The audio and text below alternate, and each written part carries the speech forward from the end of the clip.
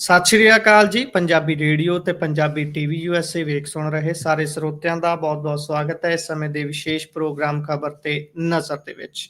ਖਬਰ ਤੇ ਨਜ਼ਰ ਪ੍ਰੋਗਰਾਮ ਦੇ ਵਿੱਚ ਜਿੱਥੇ ਦੇਸ਼-ਵਿਦੇਸ਼ ਦੇ ਨਾਲ ਜੁੜੀਆਂ ਹੋਈਆਂ ਅਹਿਮ ਖਬਰਾਂ ਜਿਹੜੀਆਂ ਕਿ ਸਾਰਾ ਦਿਨ ਸੁਰਖੀਆਂ ਦਾ ਕੇਂਦਰ ਬਣੀਆਂ ਰਹੀਆਂ ਨੇ, ਉਹਨਾਂ ਤੇ ਪਾਈ ਦਾ ਚਾਨਣਾ ਤੇ ਉਹਨਾਂ ਖਬਰਾਂ ਦਾ ਵਿਸ਼ਲੇਸ਼ਣ ਕਰਨ ਦੇ ਲਈ ਸਾਥ ਹੁੰਦਾ ਹੈ ਸੀਨੀਅਰ ਪੱਤਰਕਾਰ ਮਿੰਟੂ ਗੁਰੂਸਰੀਆ ਜੀ ਦਾ। ਸੋ ਕਰਦੇ ਹਾਂ ਪ੍ਰੋਗਰਾਮ 'ਚ ਉਹਨਾਂ ਦਾ ਸਵਾਗਤ। ਬਹੁਤ-ਬਹੁਤ ਸਵਾਗਤ ਹੈ ਜੀ।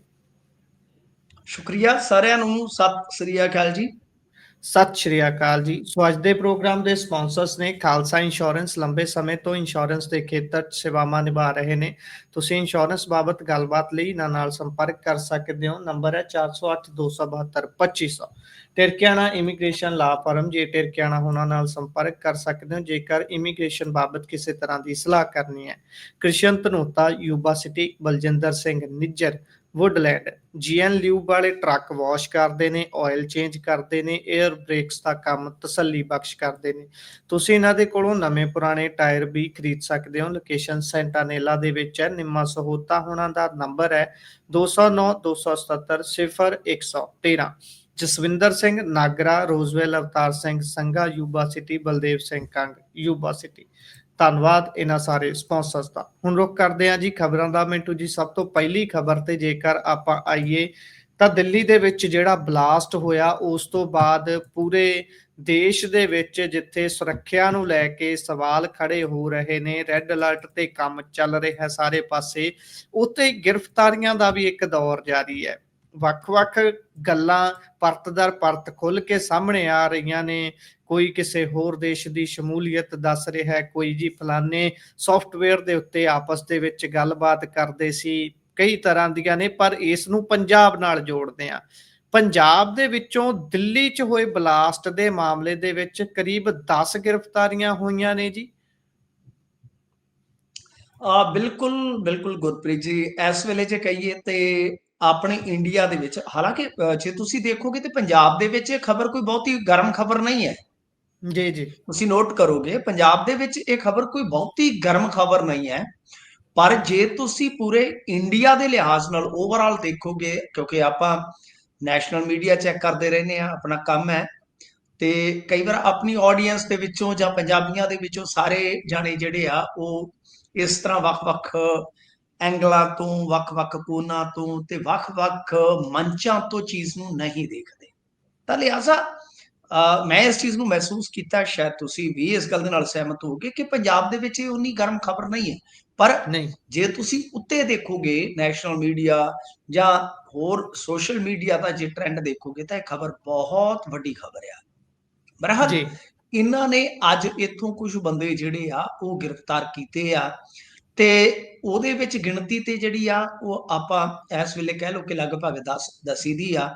ਲੁਧਿਆਣੇ ਦੇ ਵਿੱਚੋਂ ਵੀ ਬੰਦੇ ਚੁੱਕੇ ਨੇ ਤੇ ਉਹਦਾ ਹੋਰ ਵੀ ਇਹਨਾਂ ਨੇ ਬੰਦੇ ਚੁੱਕੇ ਆ। ਉਹਦਾ ਕਾਰਨ ਇਹੋ ਦੱਸਿਆ ਜਾ ਰਿਹਾ ਹੈ ਕਿ ਇਹਨਾਂ ਦੇ ਕੋਲ ਵੀ ਪਾਕਿਸਤਾਨ ਤੋਂ ਸਮਾਨ ਪਹੁੰਚਿਆ ਸੀ। ਮਤਲਬ ਕਿ ਸਮਾਨ ਸ਼ਬਦ ਮੈਂ ਇਸ ਕਰਕੇ ਇਸਤੇਮਾਲ ਕਰਦਾ ਪਿਆ ਕਿ ਕਈ ਵਾਰ ਫਿਰ ਆਰਡੀਐਕਸ ਕਹਿ ਦਿੱਤਾ ਜਾਂਦਾ ਜੀ, 3000 ਕਿਲੋ ਆਰਡੀਐਕਸ ਫੜਿਆ ਗਿਆ ਜਾਂ ਇਦਾਂ ਇਦਾਂ, ਪਰ ਇੰਨਾ ਆਰਡੀਐਕਸ ਤੇ ਹੁੰਦਾ ਨਹੀਂ। ਬਾਅਦ ਦੇ ਵਿੱਚ ਕਹਿ ਦਿੰਦੇ ਕਿ ਨਹੀਂ, ਨਾਈਟ੍ਰੇਟ ਅਮੋਨੀਆ ਸੀਗਾ ਜੀ, ਉਹ ਜੀ ਬਣਾ ਦਿੰਦੇ ਆ ਜੀ, ਇਹ ਤੇ ਅਮੋਨੀਆ ਸੀਗਾ। ਤਾਂ ਮਤਲਬ ਇਸ ਕਰਕੇ ਮੈਂ ਉਹਨੂੰ ਸਮਾਨ ਸ਼ਬਦ ਹੀ ਸੰਬੋਧਨ ਕਰਾਂਗਾ ਕਿ ਉਹਦੇ ਵਿੱਚ ਕੁਝ ਵੀ ਹੋ ਸਕਦਾ, ਵਿਸਫੋਟਕ ਹੈ ਕਿਹੜਾ ਨਹੀਂ। ਤਾਂ ਕੁੱਲ ਮਿਲਾ ਕੇ ਆਪਾਂ ਜੇ ਦੇਖੀਏ ਤਾਂ ਇਹ ਕਹਾਣੀ ਬਹੁਤ ਅੱਗੇ ਵਧਦੀ ਨਜ਼ਰ ਆ ਰਹੀ ਹੈ। ਮੈਂ ਹੁਣੇ ਇੱਕ ਟੌਪ ਦੇ ਨੈਸ਼ਨਲ ਨਿਊਜ਼ ਪੇਪਰ ਦੇ ਕਿਆ ਸੀਗਾ, ਇਹਨੂੰ ਕੀ ਬੋਲਦੇ ਆਪਾਂ, ਵੈਬ, ਵੈਬ ਉਹਨਾਂ ਦਾ ਪੋਰਟਲ। ਜਿਹੜਾ ਵੈਬ ਐਡੀਸ਼ਨ ਹੈ, ਹਾਂਜੀ, ਉਹਦੇ ਤੇ ਜੀ ਜਾਂ ਕਹਿ ਲਓ ਕਿ ਜਿਹੜਾ ਡਿਜੀਟਲ ਉਹਨਾਂ ਦਾ ਪਲੇਟਫਾਰਮ ਆ, ਤਾਂ ਉਹਦੇ ਵਿੱਚ ਉਹਨਾਂ ਨੇ ਜੋ ਹੁਣੇ ਬ੍ਰੇਕ ਕੀਤੀ ਆ ਸਟੋਰੀ, ਜੀ ਉਹਦੇ ਵਿੱਚ ਕਿਹਾ ਕਿ ਦੇਸ਼ ਭਰ ਦੇ ਵਿੱਚ 32 ਕਾਰਾਂ ਨਾਲ ਧਮਾਕੇ ਕਰਨ ਦੀ ਸਾਜ਼ਿਸ਼ ਸੀ ਤੇ ਜੀ ਦਿੱਲੀ ਕਾਰ ਬਲਾਸਟ, ਕਿਉਂਕਿ ਉਸ ਤੋਂ ਬਾਅਦ ਵੀ ਤੁਸੀਂ ਦੇਖੋਗੇ ਨਾ 2 ਕਾਰਾਂ ਹੋਰ ਫੜੀਆਂ ਗਈਆਂ ਨੇ ਜੀ ਹਰਿਆਣੇ ਦੇ ਵਿੱਚੋਂ। 2 ਕਾਰਾਂ ਹੋਰ ਫੜੀਆਂ ਗਈਆਂ ਨੇ। ਉਹਦੇ ਵਿੱਚ ਇੱਕ ਤੇ ਜਿਹੜਾ ਲਾਲ ਕਿਲੇ ਦੇ ਲਾਗੇ ਮਤਲਬ ਕਿ ਧਮਾਕਾ ਕਰਨ ਵਾਲਾ ਸੀਗਾ ਜਾਂ ਧਮਾਕੇ ਦੇ ਵਿੱਚ ਸ਼ਾਮਲ ਸੀ ਜਿਹੜਾ, ਇੱਕ ਤੇ ਉਹ ਸੀ, ਤੇ ਦੂਜਾ ਇਹ ਆ ਕਿ ਇੱਕ ਕਾਰ ਉਹ ਜਿਹੜੀ ਲੇਡੀ ਡਾਕਟਰ ਗ੍ਰਿਫਤਾਰ ਕੀਤੀ ਆ, ਉਹਦੀ ਕਾਰ ਆ, ਦੱਸਦੇ ਕਿ ਉਸ ਨੂੰ ਵੀ ਇਹਨਾਂ ਨੇ ਬਰਾਮਦ ਕੀਤਾ। ਯਾਨੀ ਜੀ, ਇਹ ਹੁਣੇ-ਹੁਣੇ ਸਟੋਰੀ ਬ੍ਰੇਕ ਹੋਈ ਆ। ਪਰ ਇਹ ਇੰਟਰਸਟਿੰਗ ਹੈ, ਜੇ ਆਪਾਂ ਥੋੜ੍ਹਾ ਜਿਹਾ ਆਡੀਅנס ਨੂੰ ਇਹਦੇ ਪਿਛੋਕੜ ਦੇ ਨਾਲ ਜੋੜ ਕੇ ਦਿਖਾਈਏ ਤੇ ਮੇਰੇ ਖਿਆਲ ਦੇ ਨਾਲ ਤਸਵੀਰ ਹੋਰ ਵੀ ਸਪਸ਼ਟ ਹੋਏਗੀ ਕਿ ਦਰਅਸਲ ਹੂੰ, ਜੈਸ਼ ਦੇ ਵਿੱਚ ਰਿਕਰੂਟਮੈਂਟ ਦੇ ਪੋਸਟਰ ਲੱਗਦੇ ਨੇ ਅਕਤੂਬਰ ਮਹੀਨੇ 'ਚ। ਜੀ, ਉਸ ਸੰਬੰਧ ਦੇ ਵਿੱਚ ਇੱਕ ਮੌਲਵੀ ਚੁੱਕਿਆ ਜਾਂਦਾ ਹੈ। ਜੀ, ਤਾਂ ਮੌਲਵੀ ਮਤਲਬ ਕਿ ਟਿਕਾਣੇ ਤੇ ਚੁੱਕਿਆ ਗਿਆ।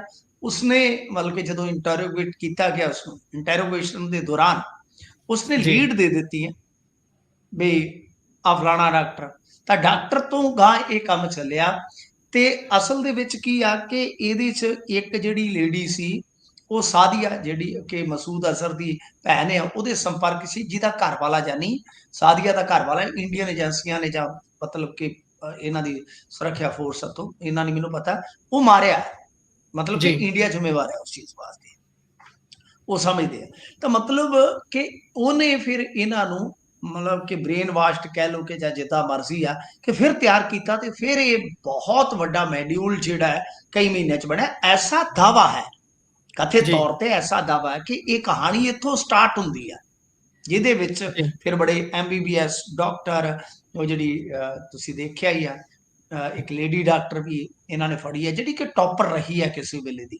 ਤਾਂ ਮਤਲਬ ਜੀ, ਕਿ ਇਸ ਤਰ੍ਹਾਂ ਇਹ ਕਹਾਣੀ ਅੱਗੇ ਵੱਧਦੀ ਆ ਕਿ ਫਿਰ ਵਿਸਫੋਟ ਬਰਾਮਦ ਹੁੰਦਾ, ਬੰਦੇ ਫੜੇ ਜਾਂਦੇ ਆ। ਪਰ ਇਸੇ ਦਰਮਿਆਨ ਹੁਣ ਇਹਨੂੰ ਇਹ ਵੀ ਇੱਕ ਥਿਊਰੀਕਲ ਐਂਗਲ ਦਿੱਤਾ ਜਾਂਦਾ ਹੈ ਨਾ, ਕਿ ਜਿਹੜਾ ਵਿਸਫੋਟ ਹੋਇਆ, ਕਿ ਜਦੋਂ ਬੰਦੇ ਫੜੇ ਜਾ ਰਹੇ ਸੀ ਤਰ੍ਹਾਂ ਵੀ ਇਹ ਜੀ, ਜਿਹੜਾ ਉਮਰ ਹੈ, ਜਿਹਦਾ ਹੁਣ ਤੇ DNA ਵੀ ਮਿਲਾਨ ਹੋ ਗਿਆ, ਕਿ ਇਹ ਜਿਹੜਾ ਡਾਕਟਰ ਉਮਰ ਹੈ, ਅਸਲ ਜੀ, ਦੇ ਵਿੱਚ ਇਹ ਹੜਬੜਾਹਟ ਦੇ ਵਿੱਚ, ਘਬਰਾਹਟ ਦੇ ਵਿੱਚ ਇਹ ਵਿਸਫੋਟ ਨੂੰ ਟਰਾਂਸਪੋਰਟ ਕਰ ਰਿਹਾ ਸੀ, ਹੂੰ, ਬਚਣ ਦਾ ਯਤਨ ਕਰ ਰਿਹਾ ਸੀ, ਤੇ ਇਸੇ ਦਰਮਿਆਨ ਹੀ ਵਿਸਫੋਟ ਹੋਇਆ। ਇਹ ਵੀ ਇੱਕ ਥਿਊਰੀਕਲ ਕਹਿ ਲਓ ਕਿ ਕੌਣ ਹੈ ਇਸ ਕਹਾਣੀ ਦੇ ਵਿੱਚ। ਜੀ, ਤਾਂ ਖੈਰ ਇਹ ਹੁਣ ਅੱਗੇ ਬੜਾ ਮਾਮਲਾ ਜਿਹੜਾ ਹੈ ਪਚੀਦਾ ਹੋ ਜਾਂਦਾ ਹੈ ਕਿ ਇੰਡੀਆ ਦੇ ਵਿੱਚ ਇਸ ਤਰ੍ਹਾਂ ਇਹਨਾਂ ਦੇ ਆਪਣੇ ਹੀ ਨਾਗਰਿਕ ਜਿਹੜੇ ਆ, ਉਹ ਇਹ ਸਾਰਾ ਕੁਝ ਮਹੀਨਿਆਂ ਵੱਧੀ ਕਰਦੇ ਰਹੇ।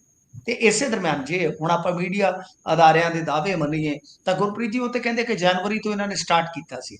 ਇਹਦਾ ਮਤਲਬ ਇਹ ਹੈ ਕਿ ਉਸ ਤੋਂ ਬਾਅਦ ਫਿਰ ਪਹਿਲਗਾਮ ਹੁੰਦਾ ਹੈ, ਪਹਿਲਗਾਮ ਤੋਂ ਬਾਅਦ ਆਪਰੇਸ਼ਨ ਸਿੰਦੂਰ, ਪੂਰਾ ਇੰਡੀਆ ਅਲਰਟ ਤੇ ਯੂਟਿਊਬਰਾਂ ਦੇ ਖਾਤੇ ਫੋਲ ਲਏ ਜਾਂਦੇ ਆ। ਤਾਂ ਇਸ ਦੇਸ਼ ਦੇ ਵਿੱਚ ਇਹ ਸਾਰਾ ਮੋਡਿਊਲ ਜਿਹੜਾ ਸੰਗਠਿਤ ਤੌਰ ਤੇ ਅੱਗੇ ਵਧ ਰਿਹਾ ਸੀ, ਮੌਤ ਦਾ ਜੀ, ਕਹਿ ਲਓ ਕਿ ਸਾਜੋ ਸਮਾਨ ਤਿਆਰ ਕਰ ਰਿਹਾ ਸੀ। ਤਾਂ ਫਿਰ ਇੰਟੈਲੀਜੈਂਸੀ ਨੂੰ ਬਹੁਤ ਜਲਦੀ ਜਾਗ ਜਾਣਾ ਚਾਹੀਦਾ ਸੀ। ਇਹ ਵੀ ਤਾਂ ਹੂੰ, ਫੇਲਿਓਰ ਹੈ ਨਾ। ਜੀ, ਜੀ, ਤਾਂ ਮਤਲਬ ਕਿ ਮੋਦੀ ਰਾਜ ਦੇ ਵਿੱਚ ਉਹ ਦਿੱਲੀ ਤੱਕ ਪਹੁੰਚਣੇ ਫੇਲਿਓਰ ਹੈ, ਇਹਦੇ ਵਿੱਚ ਕੋਈ ਸ਼ੱਕ ਨਹੀਂ। ਤੇ ਤੁਸੀਂ ਦੇਖਿਆ ਹੋਣਾ ਕਿ ਪਾਕਿਸਤਾਨ ਦਾ ਨਾਮ ਅੱਜ ਵੀ ਨਹੀਂ ਲਿਆ। ਹੁਣ ਤੇ ਮੀਡੀਆ ਵੀ ਥੋੜਾ ਜਿਹਾ ਜੱਕਦਾ ਜਿਹਾ।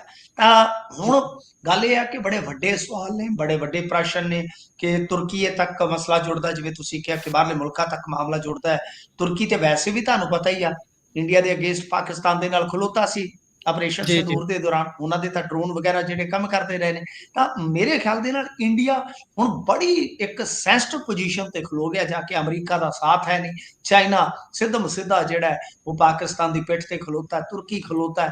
ਤੇ ਇਸ ਤਰ੍ਹਾਂ ਦੀ ਸਥਿਤੀ ਹੈ, ਇਸ ਤਰ੍ਹਾਂ ਦੀ ਤਸਵੀਰ ਹੈ, ਇਸ ਤਰ੍ਹਾਂ ਦਾ ਪਰਿਦ੍ਰਿਸ਼ ਹੈ ਕਿ ਭਾਰਤ ਨੂੰ ਬਹੁਤ ਸੋਚ ਵਿਚਾਰ ਕੇ ਅੱਗੇ ਵਧਣਾ ਪੈ ਰਿਹਾ ਹੈ ਗੁਰਪ੍ਰੀਤ ਜੀ। ਤਾਂ ਫਿਲਹਾਲ ਇਹੀ ਅਪਡੇਸ਼ਨ ਹੈ ਇਸ ਮਾਮਲੇ ਦੇ ਵਿੱਚ ਕਿ ਗ੍ਰਿਫਤਾਰੀਆਂ ਦਾ ਸਿਲਸਿਲਾ, ਗ੍ਰਿਫਤਾਰੀਆਂ ਦਾ ਦੌਰ ਜਾਰੀ ਹੈ, ਪਰ ਕੁਝ ਜੀ, ਸਵਾਲਾਂ ਦੇ ਜਵਾਬ ਜਿਹੜੇ ਆ ਉਹ ਮਿਲਣੇ ਬਾਕੀ ਨੇ। ਜੀ। ਸੋ ਇਸ ਤੋਂ ਅੱਗੇ ਜੇਕਰ ਚੱਲੀਏ ਤਾਂ ਗੱਲ ਪੰਜਾਬ ਦੇ ਪੰਚਾਂ ਤੇ ਸਰਪੰਚਾਂ ਦੀ ਕਰ ਲੈਂਦੇ ਆ।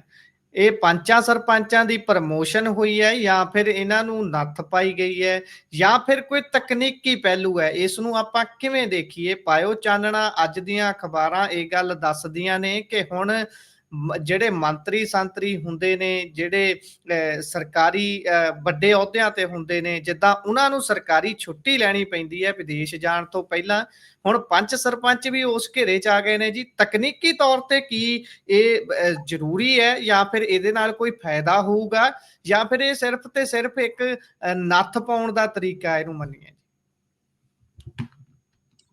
ਇਹਦੇ ਵਿੱਚ ਪਤਾ ਕੀ ਆ ਗੁਰਪ੍ਰੀਤ, ਕਿ ਜੀ, ਦਰਅਸਲ ਕੀ ਆ ਕਿ ਤਰਕ ਦਿੱਤਾ ਗਿਆ ਕਿ ਇਹ ਜਦੋਂ ਵਿਦੇਸ਼ ਦੌਰਿਆਂ ਤੇ ਚਲੇ ਜਾਂਦੇ ਆ, ਕਿਉਂਕਿ ਤੁਹਾਨੂੰ ਪਤਾ ਹੀ ਆ ਕਿ ਬਹੁਤ ਸਾਰੇ ਲੋਕ ਜਿਹੜੇ ਸਾਡੇ ਉਹ ਬਾਹਰ ਵਸੇ ਨੇ ਤੇ ਉਹਨਾਂ ਦੇ ਰਿਸ਼ਤੇਦਾਰ ਇੱਧਰ ਪੰਚ ਸਰਪੰਚ ਬਣ ਜਾਂਦੇ ਆ।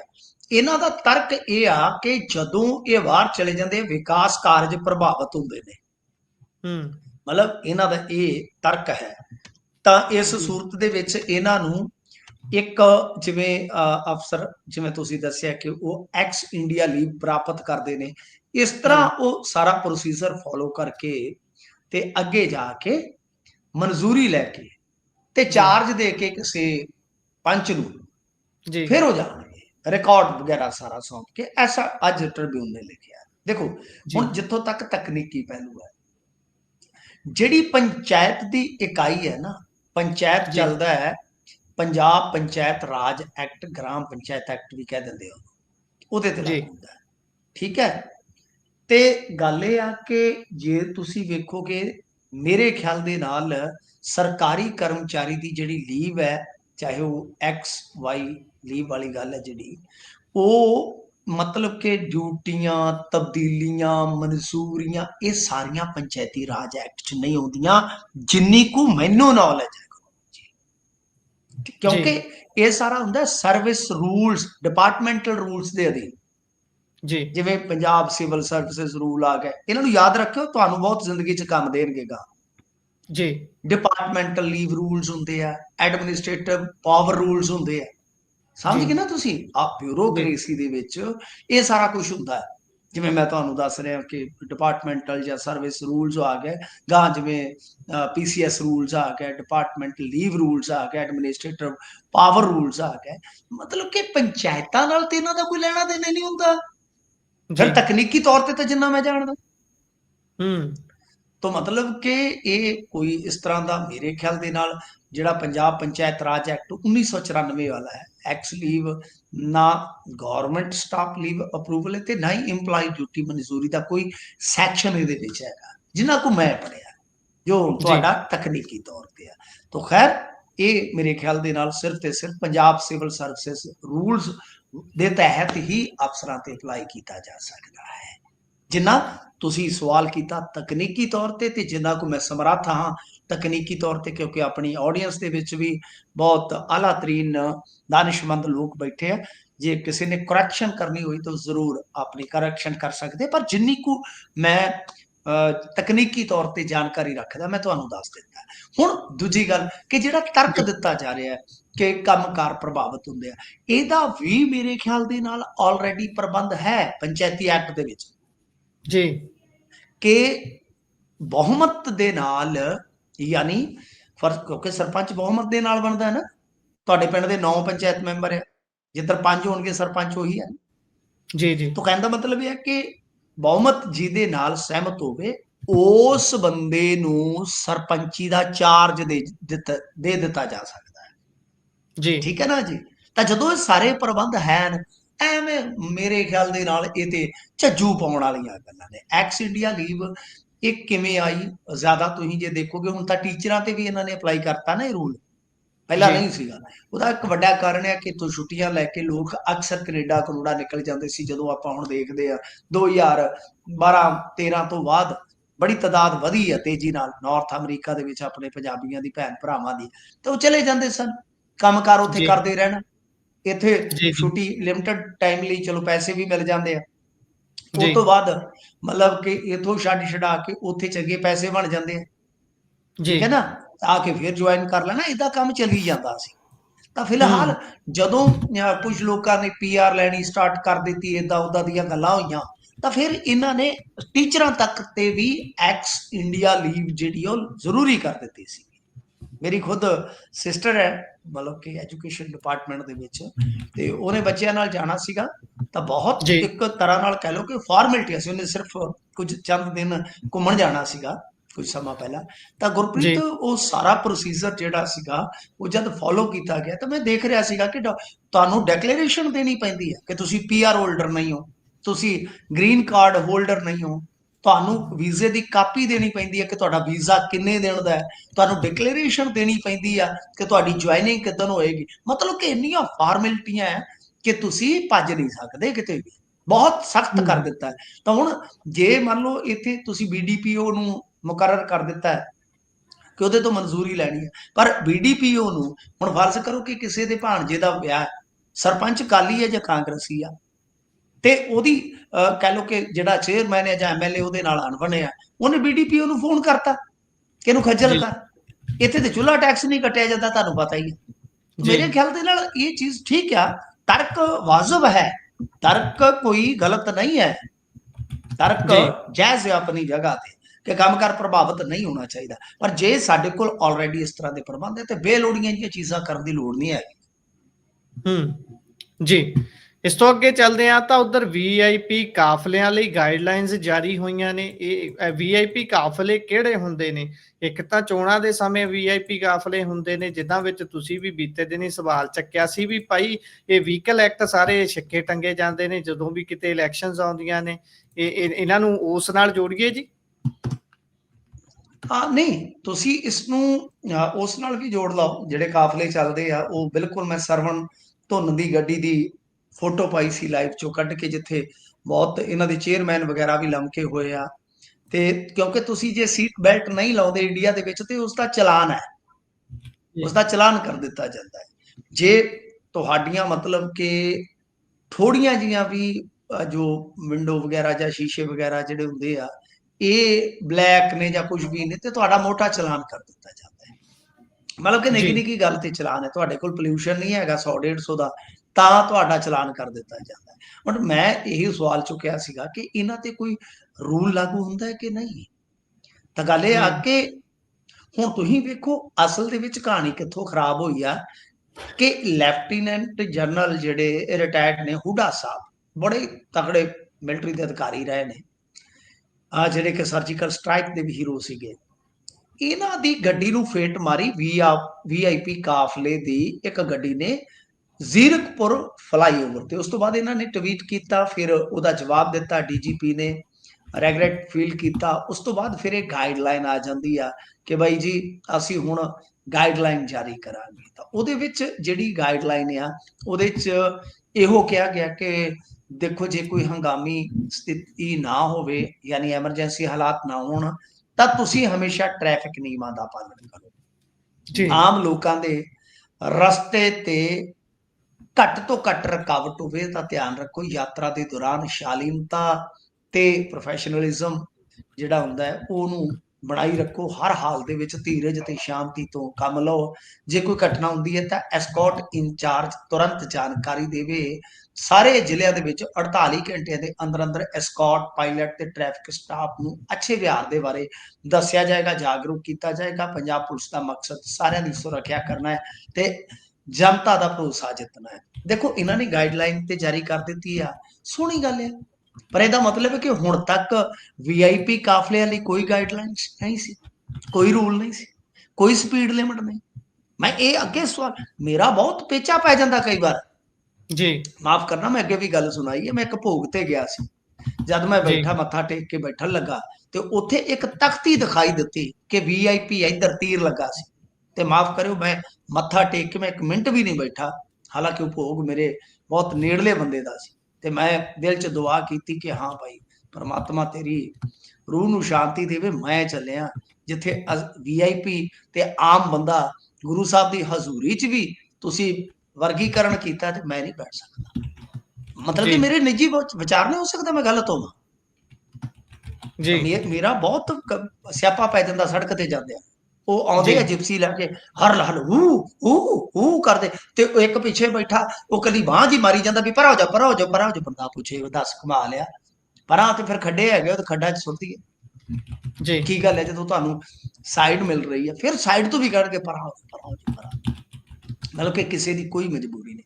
ਤਾਂ ਇਹ ਤੇ ਪਹਿਲੀ ਗੱਲ ਹੈ ਕਿ ਵੀਆਈਪੀ ਕਲਚਰ ਖਤਮ ਕਰਨਾ ਇਸ ਜੀ। ਤਾਂ ਵੀਆਈਪੀ ਕਲਚਰ ਖਤਮ ਕਰਨ ਵਾਲੇ ਜਿਹੜੇ ਆ ਤੁਸੀਂ ਦੇਖੋ ਕਿ ਇਹਨਾਂ ਦੇ ਯਾਦ ਆ ਤੁਹਾਨੂੰ ਇੱਕ ਸ਼ਾਇਦ ਅੱਗੇ ਐਮਐਲਏ ਦੇ ਕਾਫਲੇ ਦੇ ਨਾਲ ਐਕਸੀਡੈਂਟ ਹੋਇਆ ਸੀ, ਸ਼ਾਇਦ ਫਰੀਦਕੋਟ ਦੇ ਐਮਐਲਏ ਜੀ ਜੀ ਜੀ ਮੁਹੰਮਦ ਸਦੀਕ ਦੇ ਕਾਫਲੇ ਨਾਲ ਵੀ ਇੱਕ ਵਾਰੀ ਬੜੇ ਕਾਫਲਿਆਂ ਦੇ ਨਾਲ ਹੋਇਆ, ਮਨਮੋਹਨ ਸਿੰਘ ਦੇ ਕਾਫਲੇ ਨਾਲ ਹੋਇਆ ਜੀ। ਇਹਨਾਂ ਦੀ ਕਿਉਂਕਿ ਸਪੀਡ ਲਿਮਟ ਤੇ ਹੁਣ ਤੁਸੀਂ ਦੇਖੋ ਕਿ ਗੱਡੀਆਂ ਜਿਹੜੀਆਂ ਇਹਨਾਂ ਦੇ ਕੋਲ ਬੜੀਆਂ ਟੌਪ ਦੀਆਂ ਹੁੰਦੀਆਂ ਨੇ ਤੇ ਇਹ ਉੱਠਦੇ ਕਰਦੇ ਆ ਟਾਈਮ ਜਿਹੜਾ ਉਹ ਲਗਾ ਲੈਂਦੇ ਆ, ਫਿਰ ਮੁੜ ਕੇ ਭੱਜਦੇ ਆ ਇੱਕ ਥਾਂ ਤੋਂ ਦੂਜੀ ਥਾਂ। ਸੋ ਇਸ ਵਾਸਤੇ ਇਹਨਾਂ ਦੀ ਸਪੀਡ ਵਗੈਰਾ ਸਾਰਾ ਕੁਛ ਹੈ ਜਿਹੜਾ ਉਹ ਕੰਟਰੋਲਡ ਹੋਣਾ ਚਾਹੀਦਾ ਹੈ ਤੇ ਇਹਨਾਂ ਦੇ ਕੈਮਰੇ ਲੌਗ ਬੁੱਕਾਂ ਜਿਹੜੀਆਂ ਉਹ ਅਪ ਟੂ ਡੇਟ ਰਹਿਣੀਆਂ ਚਾਹੀਦੀਆਂ। ਸਾਰਾ ਕੁਝ ਪਤਾ ਹੋਵੇ ਕਿ ਹਾਂ ਬਾਈ ਤੁਹਾਡੀ ਸਪੀਡ ਲਿਮਟ, ਇਹਨਾਂ ਦੀ ਸਪੀਡ ਤੇ ਹੁੰਦੀ ਹੈ ਮੇਰੇ ਖਿਆਲ ਦੇ ਨਾਲ ਕਈ ਵਾਰ ਤੁਸੀਂ ਦੇਖੋ 125-150 ਤੇ ਜੀ। ਆਮ ਬੰਦੇ ਲਈ ਹਾਈਵੇ ਤੇ ਦੇਖੋਗੇ ਤਾਂ 80 ਤੋਂ ਵੱਧ ਚਲਾਨ ਹੈ। ਕੀ ਗੱਲ ਹੈ, ਇਹਨਾਂ ਨੂੰ ਸਪੈਸ਼ਲ ਪ੍ਰੋਵੀਜ਼ਨ ਹੈ ਇਹਨਾਂ ਨੂੰ ਸਪੈਸ਼ਲ ਪ੍ਰੋਵੀਜ਼ਨ ਆ ਕਿ ਉਸੇ ਹਾਈਵੇ ਤੇ ਤੁਸੀਂ 160 ਤੇ ਜਾ ਸਕਦੇ ਹੋ ਤੇ ਆਮ ਬੰਦਾ 80 ਤੇ ਜਾ ਸਕਦਾ। ਜੀ ਠੀਕ ਹੈ ਨਾ ਜੀ। ਕੁਝ ਚੀਜ਼ਾਂ ਇਹਦੇ ਚ ਰਿਫਾਰਮਸ ਲਿਆਉਣ ਦੀ ਜ਼ਰੂਰਤ ਆ ਤੇ ਇਹ ਬਹੁਤ ਹੀ ਮੰਦਭਾਗੀ ਗੱਲ ਆ ਕਿ ਇਹਨਾਂ ਦਾ ਜਿਹੜਾ ਸਿਆਪਾ ਹੈ ਉਹ ਇਸ ਤਰ੍ਹਾਂ ਪੈਂਦਾ ਹੈ ਕਿ ਆਰਮੀ ਵਾਲੇ ਅਫਸਰ ਹੀ ਇਹਨਾਂ ਦੇ ਉੱਤੇ ਕਈ ਵਾਰ ਦੋਸ਼ ਲਾਉਂਦੇ ਆ। ਅੱਗੇ ਕਰਨਲ ਬਾਠ ਦੇ ਮਾਮਲੇ 'ਚ ਬੜੀ ਬਦਨਾਮੀ ਹੋਈ ਆ, ਹੁਣ ਇਸ ਮਾਮਲੇ 'ਚ ਵੀ ਬੜੀ ਬਦਨਾਮੀ ਹੋ ਰਹੀ ਆ। ਜੀ ਇਸ ਤੋਂ ਅੱਗੇ ਜੇਕਰ ਚਲੀਏ ਤਾਂ ਉਧਰ ਇੱਕ ਵੈਸ਼ੀ ਦਰਿੰਦਾ ਇਲਾਜ ਕਰਵਾਉਣ ਦੇ ਲਈ ਲਿਆਂਦਾ ਗਿਆ, ਜਿਸ ਨੂੰ ਕਿ ਕੁਝ ਦਿਨਾਂ ਦੇ ਵਿੱਚ ਹੀ ਸਜ਼ਾ ਹੋ ਜਾਣੀ ਸੀ ਤੇ ਉਹ ਜਨਾਬ ਹੁਣੀ ਉੱਥੋਂ ਅਨਮਿਊਟ ਕਰੋ ਭੱਜ ਜੀ, ਨਿਕਲੇ। ਅਨਮਿਊਟ ਕਰੋ।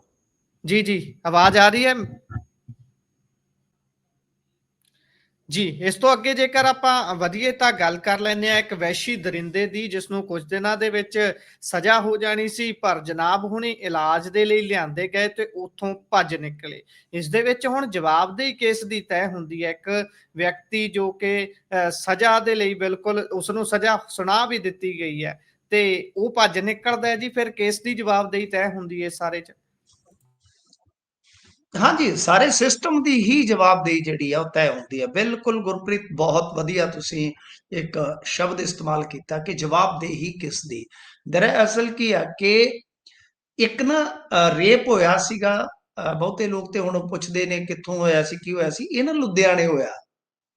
ਇੱਕ ਛੋਟੀ ਜਿਹੀ ਮਾਸੂਮ ਬੱਚੀ 5 ਵਰਿਆਂ ਦੀ, ਉਹਨੂੰ ਰੇਪ ਕਰਕੇ ਫਿਰ ਮੁੜ ਕੇ ਮਾਰ ਕੇ ਬੈੱਡ 'ਚ ਪਾ ਕੇ ਤੇ ਦਰਿੰਦਾ ਭੱਜ ਗਿਆ ਸੀ। ਬੇਸਿਕਲੀ ਇਹ ਯੂਪੀ ਦਾ, ਇਹਦਾ ਨਾਂ ਹੀ ਸੋਨੂ ਜੀ ਫਿਰ ਪੁਲਿਸ ਨੇ ਬੜੀ ਮੁਸ਼ਕਲ ਦੇ ਨਾਲ ਇਹਨੂੰ ਚੰਦ ਦਿਨਾਂ ਦੇ ਵਿੱਚ ਹੀ ਫੜ ਕੇ ਲਿਆਂਦਾ ਸੀਗਾ।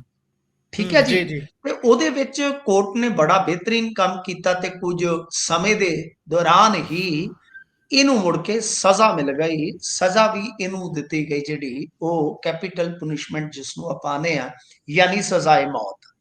ਇਸ ਜੀ ਦਰਮਿਆਨ ਕੀ ਹੁੰਦਾ ਹੈ ਕਿ ਇਹ ਲੁਧਿਆਣੇ ਜੇਲ੍ਹ ਦੇ ਵਿੱਚੋਂ ਬਿਮਾਰ ਸੀ ਜਾਂ ਬਿਮਾਰੀ ਦਾ ਪੱਜ ਕੋਈ ਵੀ ਕਰਦਾ ਹੈ ਤੇ ਇਹ ਦਾਖਲ ਕਰਵਾਇਆ ਜਾਂਦਾ ਇੱਥੇ ਗੁਰੂ ਨਾਨਕ ਦੇਵ ਹਸਪੀਟਲ ਆ ਜਿਹੜਾ ਚੰਡੀਗੜ੍ਹ ਦੇ ਵਿੱਚ। ਇੱਕ ਤੇ ਪੀਜੀਆਈ ਆ, ਇੱਕ ਗੁਰੂ ਨਾਨਕ ਜੀ ਦੇਵ ਹਸਪੀਟਲ ਆ। ਉੱਥੋਂ ਇਹ ਭੱਜ ਨਿਕਲਿਆ ਹੈ। ਹੁਣ ਮੈਂ ਇਹਦੇ ਜੀ ਵਿਜ਼ੂਅਲ ਵੀ ਦੇਖੇ ਆ ਸੀਸੀਟੀਵੀ ਦੇ। ਅੱਛਾ, ਜਦੋਂ ਇਹ ਕਾਬੂ ਆਇਆ ਸੀ ਉਦੋਂ ਵੀ ਇੱਕ ਸੀਸੀਟੀਵੀ ਫੁਟੇਜ ਸੀਗੀ ਜਿੱਥੇ ਇਹ ਬੱਚੀ ਨੂੰ ਲਿਜਾਂਦਾ ਨਜ਼ਰ ਆਇਆ ਸੀ। ਬਸ ਇੱਥੋਂ ਹੀ ਇਹ ਫਸ ਗਿਆ ਸੀਗਾ। ਤਾਂ ਯਾਨੀ ਇੱਕ ਐਸੀ ਤਸਵੀਰ ਕੈਦ ਹੋ ਗਈ ਕੈਮਰੇ ਦੇ ਵਿੱਚ ਕਿ ਜਿਸ ਨੇ ਇਸ ਵੈਸ਼ੀ ਦੇ ਪਾਪ ਨੂੰ ਨੰਗਿਆ ਕਰਨਾ ਸੀਗਾ। ਤਾਂ ਗੱਲ ਇਹ ਆ ਕਿ ਇਹ 23 ਦੇ ਵਿੱਚ ਆਪਣੇ ਭਰਾ ਦੇ ਕੋਲ ਰਹਿਣ ਆਇਆ ਸੀਗਾ, ਪਰ ਦਸੰਬਰ ਦੇ ਵਿੱਚ ਇਹਨੇ ਇਹ ਕਰਾ ਕੀਤਾ ਸੀ। ਮੈਂ ਤੁਹਾਨੂੰ ਜਿਵੇਂ ਦੱਸਿਆ ਕਿ ਕੁਝ ਮਹੀਨੇ ਪਹਿਲਾਂ ਦੀ ਉਹ ਗੱਲ ਆ, ਬਹੁਤ ਹੀ ਪੁਰਾਣੀ ਗੱਲ ਨਹੀਂ। ਤਾਂ ਸੀਸੀਟੀਵੀ ਕੈਮਰੇ ਜਦੋਂ ਚੈੱਕ ਕੀਤੇ ਫਿਰ ਇਹ ਫੜਿਆ ਗਿਆ। ਇਹਨੇ ਮਤਲਬ ਕਿ ਗਲਾ ਘੁੱਟ ਕੇ ਉਸਨੂੰ ਮਾਰਿਆ ਸੀਗਾ ਬਹੁਤ ਬੁਰੀ ਜੀ ਤਰ੍ਹਾਂ। ਤਾਂ ਕਈ ਸਟੇਟਾਂ ਦੇ ਵਿੱਚ ਇਹ ਭੱਜਿਆ ਤੇ ਨੇਪਾਲ ਬਾਰਡਰ ਤੋਂ ਜਾ ਕੇ ਇਸ ਨੂੰ ਫੜਿਆ ਸੀਗਾ। ਠੀਕ ਹੈ ਜੀ ਜੀ। ਕਿਉਂਕਿ ਇਹਦੇ ਕੋਲ ਉੱਥੇ ਮਤਲਬ ਕਿਰਾਏ ਵਾਸਤੇ ਤੇ ਪੈਸੇ ਹੈ ਨਹੀਂ ਸੀ। ਜਦੋਂ ਫਰਾਰ ਹੋਇਆ ਜੀ ਇਹਨੇ ਆਪਣਾ ਮੋਬਾਈਲ ਵੇਚਿਆ ਸੀਗਾ ਤੇ ਉੱਥੋਂ ਅੰਬਾਲੇ ਦੀ ਟ੍ਰੇਨ ਫੜੀ ਇਹਨੇ। ਕਿਉਂਕਿ ਇਸ ਕੇਸ ਦੀ ਜੇ ਤੁਸੀਂ ਦੇਖੋਗੇ ਨਾ ਸਾਰੀ ਡਿਟੇਲ ਤੁਹਾਨੂੰ ਮਿਲ ਜਾਣੀ ਆ। ਜੀ ਤੇ ਅੱਛਾ, ਕਈ ਦਿਨ ਤੇ ਉੱਥੇ ਅੰਬਾਲੇ ਲੁਕਿਆ ਰਿਹਾ ਤੇ ਫਿਰ ਉਸ ਤੋਂ ਬਾਅਦ ਹਰਿਦੁਆਰ ਪਹੁੰਚਿਆ, ਉਸ ਤੋਂ ਬਾਅਦ ਫਿਰ ਦਿੱਲੀ, ਉੱਤਰਾਖੰਡ ਤੇ ਉੱਥੋਂ ਮਤਲਬ ਕਿ ਨੇਪਾਲ ਭੱਜਣ ਦੀ ਇਹਦੀ ਪਲਾਨਿੰਗ ਸੀ। ਤੇ ਇਹਦੇ ਜੀ ਮਗਰ ਪੰਜਾਬ ਪੁਲਿਸ ਨੇ, ਮੈਂ ਜਿਵੇਂ ਤੁਹਾਨੂੰ ਦੱਸਿਆ, ਬੜੀ ਮਿਹਨਤ ਕੀਤੀ ਤੇ ਨੇਪਾਲ ਬਾਰਡਰ ਤੋਂ ਹੀ ਜਾ ਕੇ ਫੜਿਆ ਗਿਆ ਸੀਗਾ। ਉਸ ਵੇਲੇ ਜਦੋਂ ਇਸ ਵੈਸ਼ੀ ਨੂੰ ਫੜਿਆ ਗਿਆ ਤਾਂ ਇਸਨੇ ਕਿਹਾ ਸੀਗਾ ਕਿ ਉਹ ਜਦੋਂ ਮੈਂ ਗਲਤ ਕੰਮ ਕਰਦਾ ਸੀ ਤੇ ਉਹ ਰੌਲਾ ਬੜਾ ਪਾਉਂਦੀ ਸੀ, ਮੈਂ ਮਾਰਦੀ ਆ। ਮਾਸੂਮ ਜੀ 5 ਵਰਿਆਂ ਦੀ।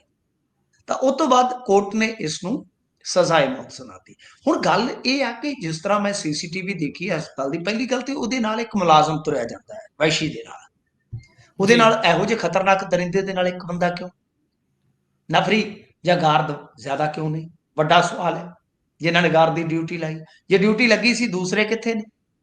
ਜੀ ਫਿਰ ਇਹਨੇ ਮਤਲਬ ਕਿ ਟਾਇਲਟ ਜਾਣ ਦਾ ਬਹਾਨਾ ਲਾਇਆ ਤਾਂ ਟਾਇਲਟ ਲਿਆਂਦੇ ਵਕਤ ਵੀ ਹੱਥ ਕੜੀ ਹੁੰਦੀ ਆ।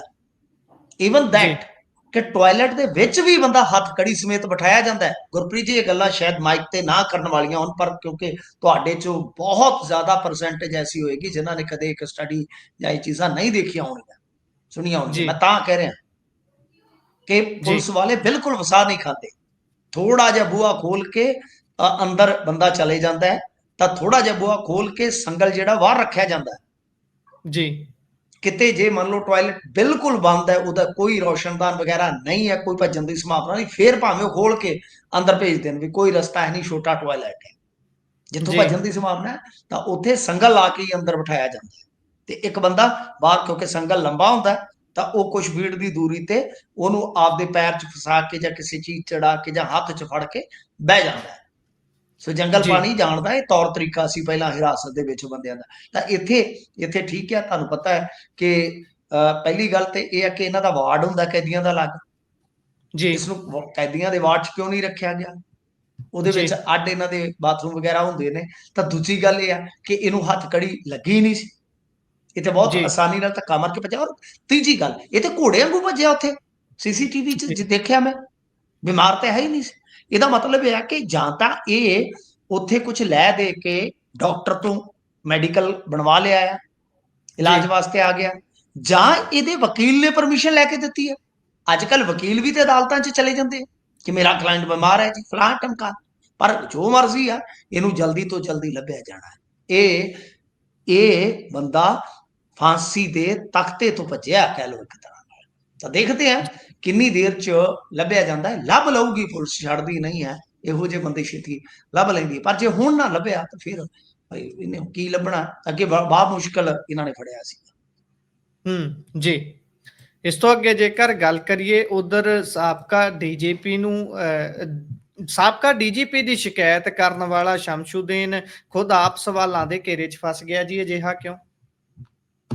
ਦੇਖੋ, ਹੁਣ ਗੱਲ ਬਰਾਬਰ ਦੀ ਹੈ ਨਾ, ਸੱਟ ਬਰਾਬਰ ਦੀ ਹੈ ਕਿ ਸ਼ਮਸ਼ੂਦੀਨ ਦੇ ਬਰੋਬਰ ਹੁਣ ਉਹ ਵੀ ਤੇ ਵਿਹਲੇ ਹੋ ਗਏ ਆ ਨਾ, ਮੁਸਤਫਾ ਹੋਰੀ। ਜੀ ਤੁਸੀਂ ਵੇਖੋ ਕਿ ਆਪਾਂ ਕੱਲ ਵੀ ਗੱਲ ਕੀਤੀ ਸੀਗੀ ਕਿ ਮਲੇਰਕੋਟਲਾ ਜ਼ਿਲ੍ਹੇ ਦੀ ਪ੍ਰਧਾਨਗੀ ਹੋਲਡ ਤੇ ਆ। ਉਹਦਾ ਵੱਡਾ ਕਾਰਨ ਕਿ ਜਾਂਚ ਪੜਤਾਲ ਚੱਲ ਰਹੀ ਹੈ। ਬਾਕੀ ਸਾਰੇ ਜ਼ਿਲ੍ਹਿਆਂ ਦੇ ਪ੍ਰਧਾਨ ਐਲਾਨ ਦਿੱਤੇ, ਮਾਨਸਾ ਤੇ ਮਲੇਰਕੋਟਲਾ ਇਸੇ ਵਾਸਤੇ ਤਾਂ ਹੋਲਡ ਹੋ ਗਿਆ। ਹੁਣ ਦੂਜੀ ਗੱਲ ਇਹ ਆ ਕਿ ਇੱਕ ਪੇਜ ਚੱਲਦਾ ਮਲੇਰਕੋਟਲਾ ਦੇ ਨਾਮ ਤੇ ਉਹਦੇ ਵਿੱਚੋਂ ਲਗਾਤਾਰ ਸ਼ਮਸ਼ੂਦੀਨ ਤੇ ਹਮਲੇ ਬੋਲੇ ਜਾ ਰਹੇ ਆ। ਇੱਕ ਆਡੀਓ ਵੀ ਪਾਈ ਆ, ਧਰਮ ਪਰਿਵਰਤਨ ਦਾ ਦੋਸ਼ ਆ, ਲਵ ਜਿਹਾਦ ਦਾ ਦੋਸ਼ ਆ। ਇਸ ਤੋਂ ਇਲਾਵਾ ਵੱਡੀ ਗੱਲ ਇਹ ਕਰ ਦਿੱਤੀ ਗਈ ਆ ਕਿ 11 ਤੋਂ 13 ਦੇ ਦਰਮਿਆਨ ਇੱਥੇ ਭੁੱਲਰ ਰਿਹਾ। ਹੁਣ ਭੁੱਲਰ ਬਾਰੇ ਬਹੁਤਾ ਦੱਸਣ ਦੀ ਤੇ ਲੋੜ ਹੀ ਨਹੀਂ। ਜਿੱਥੇ ਭੁੱਲਰ ਸ਼ਬਦ ਆ ਗਿਆ, ਉੱਥੇ ਆਪਣੇ ਆਪ ਹੀ ਗ੍ਰਿਫਤਾਰ ਭੁੱਲਰ ਅਧਿਕਾਰੀ ਆ ਗਿਆ। ਜੀ ਜੀ ਕਹਿੰਦੇ ਕਿ ਸੰਗਰੂਰ ਦੇ ਵਿੱਚ ਵੀ ਰਿਹਾ ਪੱਟ ਹੋਣਾ, ਤੇ ਉਸ ਟਾਈਮ ਬਹੁਤੇ ਭੁੱਲਰ ਗੁੱਸਾ ਨਾ ਕਰ ਜਾਣ ਬਾਈ, ਡੀਆਈਜੀ ਭੁੱਲਰ ਦੀ ਗੱਲ ਹੋ ਰਹੀ ਹੈ। ਹਾਂਜੀ ਹਾਂ, ਉਹੀ ਹੈ ਮੈਂ ਕਹਿ ਰਿਹਾ, ਜਦੋਂ ਹੁਣ ਅੱਜ ਕੱਲ ਖਬਰਾਂ 'ਚ ਭੁੱਲਰ ਦਾ ਜ਼ਿਕਰ ਆ ਜਾਵੇ ਤਾਂ ਇੱਕੋ ਇੱਕ ਭੁੱਲਰ ਚੱਲਦਾ, ਤੁਹਾਨੂੰ ਪਤਾ। ਇਹਦੇ ਜਿਵੇਂ ਮੂਸੇ ਵਾਲਾ ਟ੍ਰੈਂਡਿੰਗ 'ਚ ਚੱਲਦਾ ਹੁੰਦਾ ਸੀ ਨਾ, ਜਾਂ ਚੱਲਦਾ ਹੈ, ਇਹ ਅੱਜ ਕੱਲ ਅਖਬਾਰਾਂ ਜਾਂ ਇਹ ਖਬਰਾਂ ਦੇ ਵਿੱਚ ਇਹ ਹੀ ਰਹਿੰਦਾ ਭੁੱਲਰ। ਤਾਂ ਮੈਂ ਕਹਿ ਰਿਹਾ ਕਿ ਜਦੋਂ ਭੁੱਲਰ ਦਾ ਜ਼ਿਕਰ ਆਏਗਾ ਤਾਂ ਸਮਝ ਲਓ ਆਪਣੇ ਆਪ ਹੀ ਗ੍ਰਿਫਤਾਰੀ ਅਧਿਕਾਰੀ ਦਾ ਜਿਹੜਾ ਚਿਹਰਾ ਆ ਜਾਣਾ। ਉਹ ਚਿਹਰਾ ਵੀ ਕੀ ਆ ਕਿ ਜਿਵੇਂ ਕੁੱਪ 'ਚੋਂ ਤੂੜੀ ਕੱਢਣੀ ਹੁੰਦੀ ਆ, ਐਡਾ ਰਮਾਲ ਬੰਨਿਆ ਹੁੰਦਾ ਉਹਨੇ ਅਦਾਲਤ 'ਚ ਜਾਣ ਵੇਲੇ। ਤਾਂ ਗੱਲ ਇਹ ਆ ਕਿ ਹੁਣ ਇਹਦੇ ਤੇ ਇਹ ਵੀ ਦੋਸ਼ ਲੱਗਿਆ ਕਿ ਸ਼ਮਸ਼ੂਦੀਨ ਕਥਿਤ ਤੌਰ ਤੇ ਉਹਦੀ ਦਲਾਲੀ ਕਰਿਆ ਕਰਦਾ ਸੀਗਾ। ਤਾਂ ਯਾਨੀ ਤਾਬੜਤੋੜ ਸ਼ਮਸ਼ੂਦੀਨ ਦੇ ਖਿਲਾਫ ਉਸ ਪੇਜ ਤੋਂ ਹਮਲੇ ਹੋ ਰਹੇ ਆ। ਤਾਂ ਉਹ ਪੇਜ ਇੱਕ ਇਸ ਤਰ੍ਹਾਂ ਦਾ ਪੇਜ ਆ ਜਿਹਦੇ ਵਿੱਚ ਗੁਰਪ੍ਰੀਤ ਜੀ ਜ਼ਿਆਦਾਤਰ ਜਿਹੜਾ ਕੰਟੈਂਟ ਹੈ ਉਹ ਮੁਸਤਫਾ ਦੇ ਹੱਕ ਦਾ ਹੀ ਸ਼ੇਅਰ ਕੀਤਾ ਜਾਂਦਾ ਹੈ। ਜੀ ਜੀ। ਇਸ ਤੋਂ ਅੱਗੇ ਜੇਕਰ ਆਪਾਂ ਗੱਲ ਕਰੀਏ ਤਾਂ ਉਧਰ ਤਰਨਤਾਰਨ ਦੇ ਵਿੱਚ ਭਲਕੇ ਫੈਸਲਾ ਹੋ ਜਾਣਾ ਹੈ ਕਿ ਭਾਈ ਜਿੱਤ ਦਾ ਸਿਹਰਾ ਕਿਹਦੇ ਕੋਲ ਜਾਂਦਾ ਹੈ। ਉਹ ਜਿੱਦਾਂ ਗੁਰਨਾਮ ਭੁੱਲਰ ਦਾ ਗੀਤ ਹੈ, ਅੱਜ ਮੈਂ ਵੀ ਗੀਤ ਵਾਲੀ ਲਾਈਨ ਕਹਿ ਦਿੰਦਾ ਮੈਂ ਤਾਂ ਤੁਹਾਨੂੰ ਸਾਰਿਆਂ ਨੂੰ ਗੀਤਾਂ ਤੇ ਲਾ ਦੇਣਾ ਹੌਲੀ ਹੌਲੀ। ਉਹ ਕਿਸਮਤ ਚੰਦਰੀ ਬੰਦ ਪਈ ਆ ਵਿੱਚ ਮਸ਼ੀਨਾਂ ਦੇ, ਤੇ ਸਵੇਰ ਨੂੰ ਮਸ਼ੀਨਾਂ ਚੋਂ ਕਿਸਮਤ ਬਾਹਰ ਆਉਣੀ ਹੈ। ਪਰ ਉਹੀ ਗੱਲ ਜਿਹੜੀ ਪਹਿਲਾਂ ਵੀ ਆਪਾਂ ਕਰਦੇ ਆ ਕਿ ਭਾਈ ਨਾ ਤਾਂ ਇਹਦੇ ਨਾਲ ਸਰਕਾਰ ਡਿੱਗ ਜਾਣੀ ਹੈ, ਨਾ ਹੀ ਕੋਈ ਹੋਰ ਚੀਜ਼ ਹੋ ਜਾਣੀ ਹੈ। ਬਸ ਸੈਮੀਫਾਈਨਲ ਦੇ ਰੂਪ 'ਚ ਇਹਨੂੰ ਸੈਮੀਫਾਈਨਲ ਕਹਿ ਕੇ ਪ੍ਰਚਾਰਿਆ ਜਾ ਰਿਹਾ। ਪਰ ਕੀ ਹੈ ਜੀ ਸਥਿਤੀ ਕਹਿੰਦੀ ਕੱਲ ਦੀ? ਸੈਮੀ ਵੀ ਨਹੀਂ, ਹਾਲ ਫਿਲਹਾਲ ਤੇ ਕੁਆਟਰ ਹੀ ਕਹਿ ਸਕਦੇ ਆ। ਅਜੇ ਸੈਮੀ ਵੀ ਦੂਰ ਹੀ ਆ। ਸੈਮੀ ਤੇ ਗਾਂ ਕੋਈ ਕਦੀ ਹੋਰ ਚੋਣ ਆ ਗਈ, ਉਹ ਸੈਮੀ ਬਣ ਜਾਣੀ ਆ। ਤਾਂ ਬਹਰਹਾਲ ਗੱਲ ਇਹ ਆ ਕਿ ਤਿਆਰੀਆਂ ਮੁਕੰਮਲ ਨੇ ਨਹੀਂ ਜੀ। 16 ਜੀ, ਰਾਉਂਡ ਦੀ ਇਹ ਗਿਣਤੀ ਹੋਣੀ ਆ, ਪਰ ਆਪਾਂ ਨੂੰ ਤੇ 6ਵੇਂ 7ਵੇਂ ਰਾਉਂਡ 'ਚ ਹੀ ਤਸਵੀਰ ਸਪਸ਼ਟ ਹੋ ਜਾਣੀ ਆ। 8 ਵਜੇ ਤੋਂ ਇਹ ਗਿਣਤੀ ਸਟਾਰਟ ਹੋ ਜਾਏਗੀ। 5 ਲੇਅਰ ਦੀ ਸਿਕਿਉਰਿਟੀ ਆ, ਸਿਕਿਉਰਿਟੀ ਦੇ ਪ੍ਰਬੰਧ ਚਕਾਚੌਬੰਦ ਆ।